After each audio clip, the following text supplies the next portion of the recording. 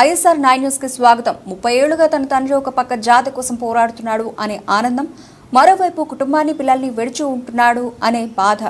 మందకృష్ణ మాదిగ 30 ఏళ్ల సుదీర్ఘ ఉద్యమాన్ని నడిపించడానికి సహకరించిన కృష్ణ మాదిగ కుటుంబ సభ్యులకు ఏమిచ్చినా మాదిగ జాతి మీరు రుణం తీర్చుకోలేదు.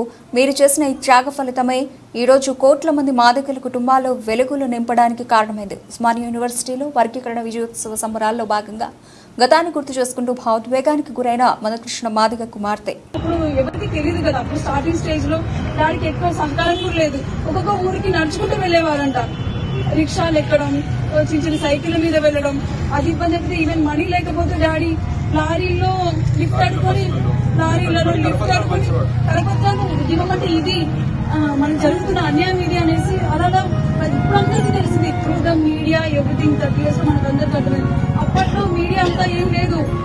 కరపత్రాలు పట్టుకొని ఒకరికొకరికి చెప్పుకుంటూ దేశం మొత్తం తెలిసిపోయేలా చేస్తుంటే ఆ ఒక్కరు పర్సన్ ఎంత కష్టపడ్డారో అది మీరు